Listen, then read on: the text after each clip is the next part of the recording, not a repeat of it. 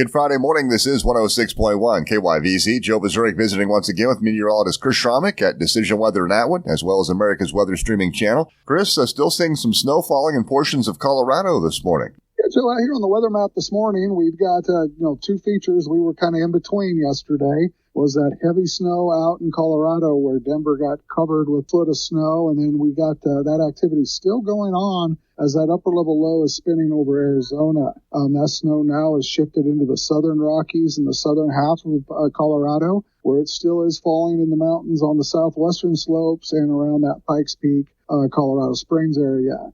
Those are locations that could have seen anywhere from 2, 3, even 4 feet of snow before this system comes to an end here later today. That upper level low is going to slowly cut off there and meander through the southern states and the Gulf Coast over the weekend, and that'll produce shower and thunderstorm activity down there well along that Gulf border states and clearing out here, and that'll allow us to be more seasonal with our temperatures, rebounding up there into the upper 50s to around 60, which is pretty common for this time of year. Out there this morning, we are starting around the freezing mark in Goodland and Burlington. We got a north breeze. It'll still blow about 15 to 25 miles per hour through the day, so it will seem chilly as that temperatures warm up into the upper 40s to around 50. Some severe weather. We had that tornado in the Topeka area, some severe storms to the north and east of Hays. Shifted yesterday into the Midwest, Arkansas, eastern Oklahoma, and now that is sitting here this morning down there in those southeastern states.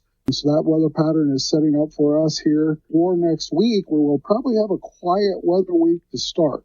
Looks like we've got that activity is going through the southern states. We've got an upper level low that's up in Canada that'll be spinning over there on the eastern parts of Canada. That'll pull cooler Canadian high pressure down over the central U.S. for the first half of next week. We'll continue to see our temperatures in those 60s, maybe hitting 70 degrees with the overnight lows above freezing before the next low pressure comes moving through Wednesday and Thursday. That'll be our next chance for some showers and thunderstorm activity. And then that's kind of the signal. That's the first official days of spring. And it does look like we're going to see a pattern shift where the cooler air and trough will sit to the east coast, warmer air and drier conditions to the west.